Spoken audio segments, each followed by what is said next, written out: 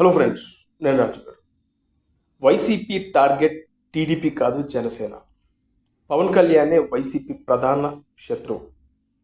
మరొకసారి వైసీపీ తప్పు చేస్తుందా అనిపిస్తుంది. ఎందుకంటే వైఎస్ఆర్సీపీ 2014 నుంచి 2024 వరకు దాదాపు దశాబ్ద కాలం పాటు జనసేనను టార్గెట్ చేసుకుంటూ వస్తుంది. 2024 ఎన్నికల్లో పవన్ కళ్యాణ్ను బలంగా టార్గెట్ చేసి వైఎస్ఆర్సీపీ ఘోర పరాజయం పొందింది.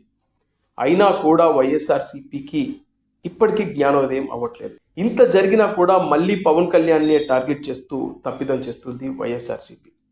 వైఎస్ఆర్సీపీకి పవన్ కళ్యాణ్ ఓ కొరకరాని కొయ్యగా తయారయ్యారు.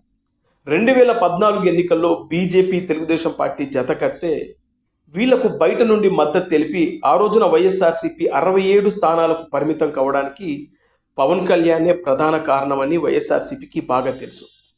ఇక అప్పటి నుంచి పవన్ కళ్యాణ్ను బలంగా టార్గెట్ చేసుకుంటూ వచ్చారు. ఇక 2019 ఎన్నికల విషయానికి వచ్చేసరికి జనసేన, తెలుగుదేశం, పవన్ కళ్యాణ్, చంద్రబాబు నాయుడు ఒక్కటే అని చెప్పి వీళ్ళు వాళ్ళకు సంబంధించినటువంటి సోషల్ మీడియా మొదలుకొని మెయిన్ స్ట్రీమ్ మీడియా వరకు పవన్ కళ్యాణ్ను బలంగా టార్గెట్ చేయడంతో ఆ రోజున ఏదైతే ఈ కూటమి ఉందో 2019 ఎన్నికల్లో జనసేన, తెలుగుదేశం పార్టీ పోటీ చేయాలనే ఆలోచన ఉన్నా వైసీపీ చేసిన ప్రచారం వల్ల ఆ రోజున ఇద్దరు విడివిడిగా పోటీ చేశారు. వైఎస్ఆర్సీపీ భారీ ఎత్తున లాభపడింది. ఆ తర్వాత మళ్ళీ అదే పవన్ కళ్యాణ్ను టార్గెట్ చేసుకుంటూ వచ్చారు. దానికి ప్రతిఫలమే 2024 ఎన్నికల్లో వైఎస్ఆర్సీపీ 11 స్థానాలకు పరిమితం అవ్వడం.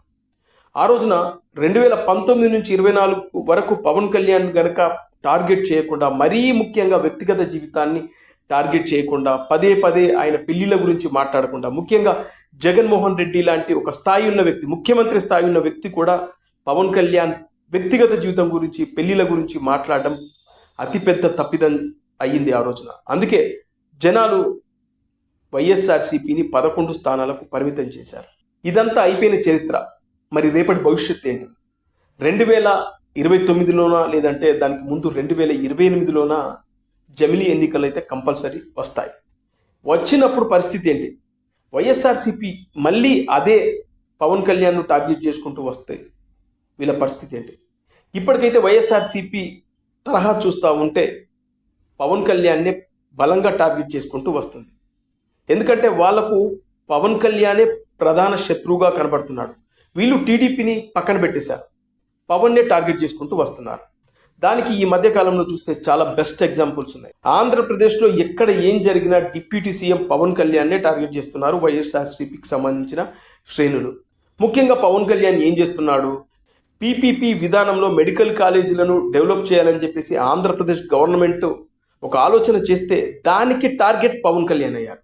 అదేవిధంగా రైతుల విషయంలో కానీ, రోడ్ల విషయంలో కానీ, లా అండ్ ఆర్డర్ విషయంలో కానీ, పరిశ్రమలు, పెట్టుబడులు, ఇలా ఎలా చూసినా కూడా పవన్ కళ్యాణే వైఎస్ఆర్సీపీకి టార్గెట్గా మారుతున్నాడు.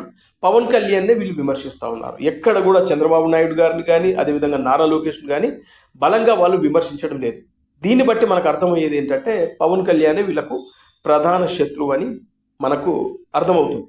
ఇక చూస్తే మొన్న బాలకృష్ణ అసెంబ్లీలో చేసిన కామెంట్స్ తర్వాత చూస్తే వైఎస్ఆర్సీపీకి సంబంధించినటువంటి ముఖ్య నాయకులందరూ మీడియా ముందుకు వచ్చి చిరంజీవి గారు ఏదైతే ఒక బహిరంగ లేఖ రాశారో ఆ లేఖను ఉద్దేశించి ఆ రోజున నాగబాబు ఎందుకు మాట్లాడతలేడు, చిరంజీవి గారి గురించి అసెంబ్లీలో బాలకృష్ణ అంత దారుణమైన వ్యాఖ్యలు చేసిన తర్వాత పవన్ కళ్యాణ్ ఎందుకు నోరు విప్పడం లేదు, అదేవిధంగా నాగబాబు కూడా ప్రతిసారి వస్తాడు కదా, మరి ఇప్పుడు ఎందుకు రావట్లేదు అని చెప్పి ఈ వైఎస్ఆర్సీపీ వాళ్ళే ముందుకు వచ్చేసి అడగడం మొదలుపెట్టారు. వాస్తవానికి అది సినిమా ఇండస్ట్రీకి సంబంధించిన ఇష్యూ. దాన్ని వాళ్ళు పట్టించుకోకపోయి ఉంటేనే బాగుండేది. కానీ విచిత్రం ఏంటంటే వాళ్ళకు సంబంధించిన సోషల్ మీడియాలో బలంగా పనిచేసే కొంతమంది చేత చిరంజీవి గారిని టార్గెట్ చేసుకొని వీళ్ళు కథనాలు వేశారు. ముఖ్యంగా ప్రశ్న అనే ఒక యూట్యూబ్ ఛానల్ ఉంటుంది, అతనితో పదే పదే ఈ వైఎస్ఆర్సీపీ వాళ్ళు వీడియోలు చేపిస్తూ ఉన్నారు. ముఖ్యంగా చిరంజీవి గారిని టార్గెట్ చేసి వీడియోలు చేపిస్తూ ఉన్నారు. ఇక ఇవే కాకుండా పవన్ కళ్యాణ్ గారి సినిమా రిలీజ్ అయిందంటే చాలు వీళ్ళు రివ్యూలు ఇస్తున్నారు వైఎస్ఆర్సీపీ వాళ్ళు.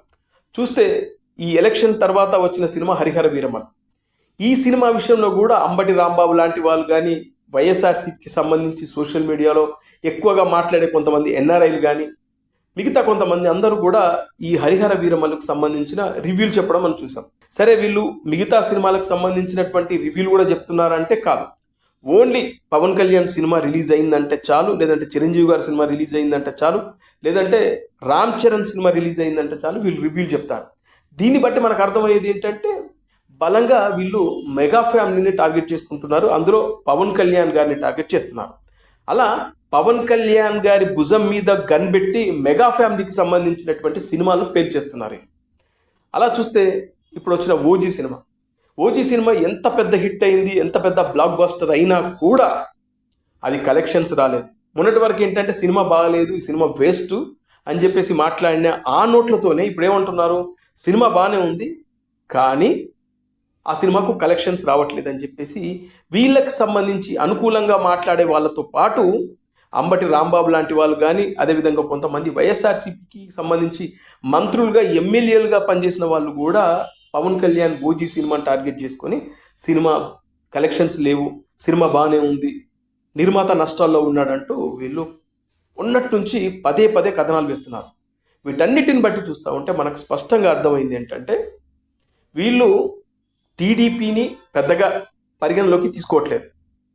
వీళ్ళు జనసేన పార్టీని, ముఖ్యంగా పవన్ కళ్యాణ్ని టార్గెట్ చేసుకొని పవన్ కళ్యాణ్నే వీళ్ళు ప్రధాన శత్రువుగా భావించి వీళ్ళు రాజకీయాలు చేస్తున్నట్లుగా మనకైతే స్పష్టంగా కనబడుతుంది. కేవలం 21 మంది ఎమ్మెల్యేలు, 2 ఎంపీలు, అదేవిధంగా చూస్తే ఓటింగ్ పర్సెంట్ 10 నుంచి 15% మధ్యలో ఉన్నటువంటి ఈ ఓటింగ్ పర్సెంటేజ్కే వైఎస్ఆర్సీపీ భయపడుతుంది. వైఎస్ఆర్సీపీ వీళ్ళనే ప్రధాన శత్రువులుగా, ప్రత్యర్థులుగా చూస్తున్నారంటే ఇక్కడ జనసేనాని బలపడ్డాడని మనం అర్థం చేసుకోవచ్చు. అందుకే వీళ్ళు ఎంతకాలం పవన్ కళ్యాణ్ని టార్గెట్ చేసుకుంటూ పోతూ ఉంటే పవన్ కళ్యాణ్ పెరుగుతూ ఉంటాడు. ఈ సత్యాన్ని వాళ్ళు గ్రహించట్లేదు. వీళ్ళు ఎంతసేపు పవన్ను టార్గెట్ చేసి మేము మెయిన్ స్ట్రీమ్ మీడియాలో కానీ, అదేవిధంగా సోషల్ మీడియాలో కానీ, అదేవిధంగా జనాల దృష్టిలో మేము హైలైట్ అవుతున్నాము అనుకుంటున్నారు తప్పితే వీళ్ళు దిగజారిపోతున్నారు రోజు రోజుకి.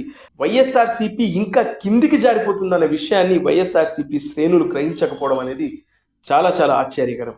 అందుకే వైఎస్ఆర్సీపీ ఎంత టార్గెట్ చేస్తుందో పవన్ కళ్యాణ్ అంత బలపడతాడనేదే నా అభిప్రాయం.